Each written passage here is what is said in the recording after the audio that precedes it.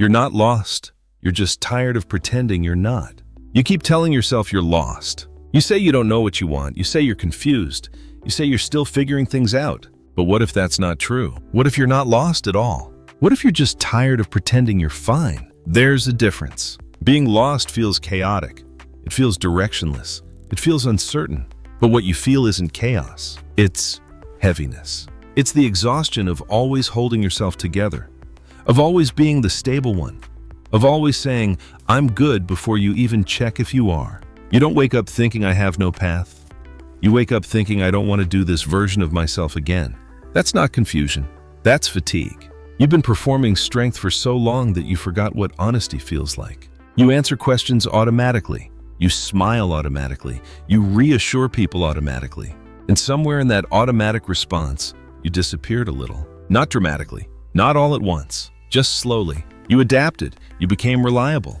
You became composed. People trust you. People admire you. And yet, when you're alone at night, when the noise fades, there's a quiet thought you don't say out loud. I don't feel like myself. That doesn't mean you're lost. It might mean you're tired of acting like everything is okay when something inside you has been asking for honesty for a long time. You didn't decide to start pretending. It happened quietly. At some point, you realized that being calm made things easier. Being strong made you dependable. Being low maintenance made you lovable. So you adjusted. You stopped talking about what overwhelmed you. You minimized what hurt. You handled things alone. And people praised you for it. They called you mature, independent, resilient. But resilience can slowly turn into self-silencing. And self-silencing is exhausting. You say you're lost because that feels safer. Safer than admitting you're tired of holding everything together. Loss sounds temporary. Pretending sounds intentional. And you don't want to believe you've been choosing this. But think about it. How often do you answer, I'm fine, before you've even checked how you feel? How often do you downplay your stress because someone else has it worse? How often do you keep going? Not because you want to, but because stopping would mean explaining something you don't know how to explain. That's not confusion. That's emotional labor. You've been managing not just your responsibilities, but your image. Managing how you appear. Managing how much of yourself you reveal. Managing how stable you look. And that kind of management never fully shuts off. It follows you into quiet rooms, into late nights, into moments when you're finally alone. So, no, you're not wandering without direction. You're carrying a version of yourself that feels heavier than it used to. At first, pretending didn't feel like pretending. It felt like growth. You were learning how to regulate your emotions, how to stay calm under pressure, how to not overreact. You told yourself this was maturity, and in many ways it was. But somewhere along the way, maturity turned into suppression. You stopped expressing frustration, not because you resolved it, but because you didn't want to complicate things. You stopped asking for reassurance, not because you didn't need it, but because you didn't want to seem needy. You stopped saying you were overwhelmed, not because you weren't, but because you believed you should be able to handle it. So you handled it. You handled everything. And handling everything slowly became your identity. You became the composed one, the capable one, the emotionally steady one. But being steady on the outside doesn't mean you're steady inside. It just means you've learned how to contain yourself, contain your doubts, contain your fear, contain your resentment. You rarely explode. You rarely break down. Instead, you shrink quietly. That's the part no one sees. They see the version of you that shows up. They don't see the version of you that disappears. And over time, the gap between those two versions widens. You start feeling disconnected from your own reactions. You say what sounds reasonable even if it doesn't feel honest. You agree when it would be easier than explaining your truth. Not because you're fake, but because you've trained yourself to prioritize stability over authenticity. You tell yourself you're just practical, that this is how adulthood works. You don't always get to feel deeply. You don't always get to express everything. And that's true to a point. But there's a difference between regulating emotion and abandoning it. When you abandon it, you don't feel dramatic pain. You feel something subtler, a dull sense of being slightly misaligned. Like your body is present, but your core isn't. You might even look at your life and think it makes sense. Your job makes sense. Your choices make sense. Your routine makes sense. But making sense isn't the same as feeling right. And that's where the confusion begins. You think you're lost because the old motivations don't drive you the way they used to. But maybe you're not lost. Maybe you're tired of sustaining a version of yourself that was built for a different season. There was a time when being strong was necessary. Maybe your environment demanded it. Maybe your family relied on it. Maybe your circumstances forced you to grow up fast. So you did. You adapted. You became emotionally efficient. But emotional efficiency has a cost. When you minimize your own needs for long enough, you start losing access to them. You don't know what you want anymore, not because you have no desires, but because you stopped listening. You became skilled at reading the room, skilled at anticipating expectations, skilled at adjusting yourself to fit what's needed. And that skill made you successful in many ways. But it also created distance between you and your own internal signals. So now when something feels off, you don't immediately recognize it as dishonesty. You interpret it as confusion. I must not know what I want. I must be unclear. I must be searching. But what if you're not searching? What if you already know quietly what feels true, and you're just afraid of the consequences of admitting it? Because honesty can disrupt stability. If you admit you're tired of being the strong one, someone might see you differently.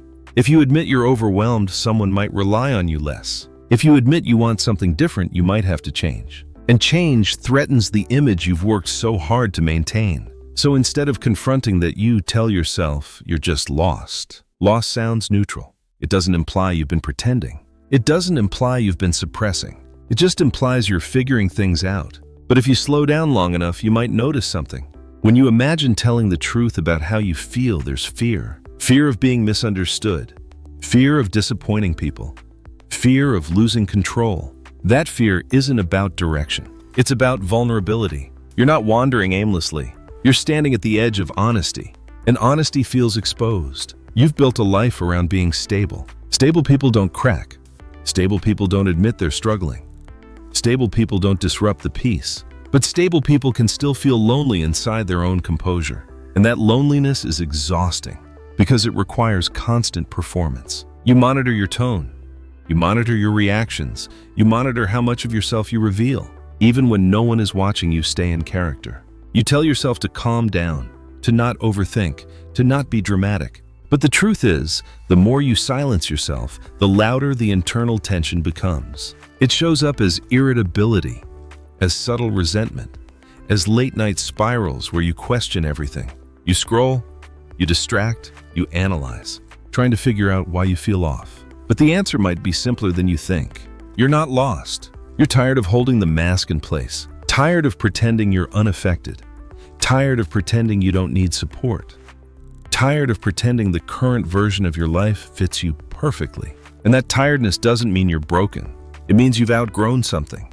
Maybe not your entire life. Maybe just the role you've been playing inside it. And roles, when held too long, become heavy, especially when they no longer match who you're becoming. So before you label yourself as lost, pause. Ask yourself something uncomfortable. If no one expected anything from you, who would you be? If you didn't have to maintain strength, what would you admit? If you weren't afraid of destabilizing your image, what truth would you speak? You might not have all the answers, but the fact that those questions stir something inside you, that's not confusion.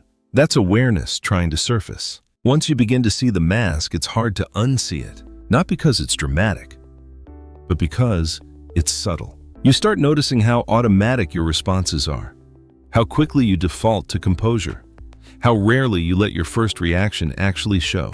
Someone asks how you're doing. You answer before you feel. Someone disappoints you. You rationalize before you react. Someone misunderstands you. You explain calmly even if something inside you tightens. You've trained yourself to be emotionally efficient. Efficient people don't take up too much space. They don't disrupt. They don't demand attention. They process quietly. And for a long time, that efficiency protected you. It made you adaptable. It made you respected. It made you reliable. But protection can slowly turn into confinement. When you're always the steady one, you don't get to fall apart. When you're always the composed one, you don't get to be confused. When you're always the strong one, you don't get to admit you're tired. So instead of falling apart externally, you start fragmenting internally. Not in a dramatic way, just in small disconnects. You feel something strongly, but you downplay it. You want to say something honest, but you soften it. You need reassurance, but you convince yourself you shouldn't. Each time you do that, you move slightly away from yourself. And because you're still functioning, no one notices the distance. You might even tell yourself this is self-control, that you're just being mature. But real maturity isn't about suppressing discomfort. It's about being able to acknowledge it without letting it control you. What you've been doing isn't acknowledgement. It's avoidance disguised as stability. You avoid your own vulnerability because you're afraid of what it might change. If you admit you're overwhelmed, you might have to ask for help. If you admit you're unhappy, you might have to reevaluate your choices. If you admit you've been pretending, you might have to risk being seen differently. And being seen differently is terrifying when your identity is built on being dependable. You've spent years cultivating that image, the one who handles it, the one who doesn't overreact, the one who keeps things balanced. You don't want to lose that. So instead of confronting the tension directly, you internalize it. You say you're just tired. You say you're just stressed. You say you're just in a weird phase. But deep down you know it's not just a phase. It's a pattern of self-editing. You edit your emotions before expressing them. You edit your needs before acknowledging them. You edit your thoughts before speaking them. And editing yourself constantly is exhausting. Imagine writing a sentence and deleting half of it every time. Imagine speaking and monitoring every word for impact. Imagine feeling something real and immediately minimizing it. That's what you've been doing internally. And because you're good at it, it feels normal. But normal doesn't mean sustainable. There's a quiet grief in realizing how much of yourself you've filtered out, not because you were dishonest, but because you were strategic. You adapted to your environment. You became what was rewarded. And now you're waking up to the cost of that adaptation. The cost is disconnection, not from others, from yourself. You can still connect intellectually. You can still show empathy. You can still offer support. But when it comes to your own internal world, you feel slightly distant, like you're observing your feelings instead of inhabiting them. And that distance creates a strange sensation. You feel like you should know what you want. But when you try to answer that question honestly, there's silence. Not because there's nothing there, but because you haven't given yourself permission to listen without editing, listening without immediately judging, listening without turning your needs into inconveniences. The truth is, you don't feel lost in life. You feel lost in yourself, and those are not the same thing. Being lost in life means lacking direction. Being lost in yourself means lacking access. Access to your real reactions, access to your real desires, access to your real limits. When you lose access, you start operating from assumptions instead of truth. You assume you should keep going. You assume you should be able to handle it. You assume you shouldn't need more. But assumptions are not alignment. They're habits, and habits can run your life without ever being questioned. Until exhaustion forces you to pause. Exhaustion doesn't always come from doing too much. Sometimes it comes from not being fully present in what you're doing, from constantly monitoring yourself instead of inhabiting yourself, from holding tension in your body while presenting calm to the world. You might notice it in small ways. A tight jaw, a shallow breath, a heaviness in your chest that appears when you're alone. These aren't signs of weakness. They're signals of misalignment. Signals that something inside you is asking to be acknowledged without being edited. You don't need to explode. You don't need to confess everything to everyone. But you do need honesty with yourself. Honesty about where you're tired, honesty about what you've been suppressing, honesty about the role you're no longer willing to play. Because the longer you pretend you're not pretending, the heavier the performance becomes. And at some point, you don't feel lost. You feel trapped in a version of yourself that no longer fits. That feeling isn't confusion. It's clarity trying to surface. And clarity, even when uncomfortable, is the beginning of realignment. There's a moment that comes quietly, not dramatic, not cinematic, just honest. It's the moment you realize you're not searching for direction. You're craving permission. Permission to stop performing strength. Permission to admit that something doesn't feel right. Permission to say, I don't want to keep doing this version of me. That realization can feel destabilizing, because if you're not lost, then you've been aware all along. And awareness carries responsibility. It means you can't hide behind confusion anymore. You can't say, I just don't know. You might know more than you think. You know which conversations drain you. You know which expectations feel heavy. You know which parts of your life feel like obligation instead of choice. But knowing is uncomfortable, because once you acknowledge it, you have to decide what to do with it. And change, even small change, feels risky when your identity is built on stability. So you hover in between, not fully pretending, not fully honest, aware, but hesitant. This is the turning point. Not where you quit everything, not where you reinvent yourself, but where you stop lying to yourself. You stop saying you're lost when what you really feel is constrained. You stop saying you're confused when what you really feel is tired of the act. You stop saying it's just a phase when you know it's a pattern. That shift is subtle. It doesn't change your circumstances overnight, but it changes how you relate to them. You begin noticing when you're editing yourself. You begin noticing when you're agreeing automatically. You begin noticing when you're minimizing your own reaction. And instead of correcting it immediately, you pause, just for a second. You let the real feeling exist, without judging it, without suppressing it, without explaining it away. That pause is powerful, because it reconnects you to something you've been missing, your own internal signal. You don't need to solve your entire life right now. You don't need perfect clarity, but you do need honesty. Honesty that you're not lost. You're tired of carrying a version of yourself that was built to survive, not to feel fully alive. And the moment you admit that, you're no longer wandering. You're waking up. When you stop telling yourself you're lost, something steadier begins to form. Not certainty, not a grand vision, just clarity. Clarity about what you've been tolerating. Clarity about what you've been suppressing. Clarity about the gap between who you are and who you perform. And clarity can feel heavier before it feels freeing. Because once you see the performance, you start noticing it everywhere. You notice how quickly you say yes, how quickly you reassure others, how quickly you default to being the strong one again. It's automatic. Years of conditioning don't disappear overnight. You built this version of yourself carefully.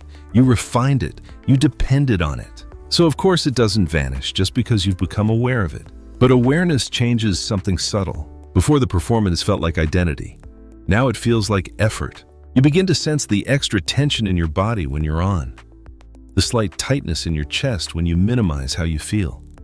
The quiet exhaustion that follows a day of being composed. And instead of labeling it as confusion, you start recognizing it as misalignment. Misalignment doesn't mean everything is wrong. It means something small but important is out of sync. Your outer behavior and your inner truth are slightly disconnected. And that small disconnection repeated daily becomes draining. You don't need to explode to correct it. You need to experiment with honesty in small doses. Not dramatic honesty, not confrontational honesty, just internal honesty first. When something irritates you, admit it to yourself instead of dismissing it. When you feel tired of being the stable one, acknowledge it instead of judging it. When you notice resentment building, don't immediately shame it away. Resentment is often a signal of ignored boundaries. You don't have to act on every feeling, but you do have to recognize it. Because every time you override yourself, you reinforce the belief that your truth is inconvenient. And living as if your truth is inconvenient is one of the fastest ways to feel invisible in your own life. You may notice something else too. When you imagine being more honest, there's fear. Fear of disappointing someone. Fear of being misunderstood. Fear of losing your role. That fear doesn't mean you're wrong. It means the role has been protecting something important. Maybe it protected your sense of safety. Maybe it protected relationships. Maybe it protected your image of competence. You don't need to reject that role with anger. You can appreciate why it formed. It helped you survive. But survival mode isn't meant to be permanent. If you stay in it too long, it begins to restrict growth. You start making decisions based on minimizing disruption instead of maximizing truth. You start choosing what maintains stability instead of what feels aligned. And stability without alignment becomes suffocating. The shift now is gentle. Instead of asking, "What should I do with my life?" you ask, "Where am I editing myself unnecessarily?" Instead of asking, "What's my purpose?" you ask, "Where am I not being fully honest?" Those questions are less dramatic, but they are more transformative because they focus on integration, not escape. You're not trying to abandon your life. You're trying to inhabit it more fully. And inhabiting your life requires tolerating vulnerability. It requires letting people see small cracks in your composure. It requires admitting sometimes that you don't have it all handled. For someone who has built identity around capability, that can feel terrifying. But here's the quiet truth. Authenticity doesn't collapse stability. It deepens it. When you stop performing strength constantly, your real strength has room to breathe. When you stop pretending you're unaffected, your emotions become more manageable, not less. When you stop calling yourself lost, you stop chasing external direction to fix an internal disconnection. You start coming back to yourself, slowly, imperfectly. There will be moments where you slip back into performance. Moments where you say, "I'm fine," out of habit. That doesn't mean you failed. It means you're unlearning a pattern that took years to build. Be patient with that. This isn't about reinventing who you are. It's about integrating the parts you've hidden. The tired part, the overwhelmed part, the uncertain part. They are not signs of being lost. They are parts of you asking to be included. And when you include them instead of suppressing them, something shifts internally. The heaviness softens, not because life becomes easier, but because you're no longer divided inside yourself. You're not lost. You're becoming more honest. And honesty, even when uncomfortable, is the beginning of feeling whole again. You don't need a dramatic breakthrough. You don't need a brand new life. You need relief from the performance. That's all. For so long, you've been trying to solve the wrong problem. You thought you were lost, so you searched for direction. You thought you lacked clarity, so you searched for purpose. You thought you were confused, so you searched for answers. But the real weight wasn't confusion. It was suppression. You weren't wandering. You were holding yourself together too tightly. And holding yourself together constantly is exhausting. The shift now isn't external. It's internal permission. Permission to feel without correcting yourself. Permission to admit you're tired without labeling it weakness. Permission to soften the version of you that never cracks. You don't have to announce it to anyone. You don't have to explain it. Just stop insisting that you're fine when you're not. That single shift changes something subtle but powerful. When you stop pretending you're not lost, you realize you were never lost in the first place. You were navigating quietly, adjusting, outgrowing old versions of yourself. That can feel disorienting. But disorientation isn't the same as being lost. It's the space between who you were and who you're becoming. And that space requires honesty, not performance. You don't need to push harder. You don't need to reinvent everything.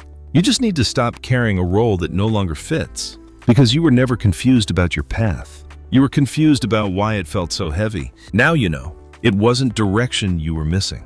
It was alignment. And alignment doesn't come from trying harder. It comes from finally letting yourself be real.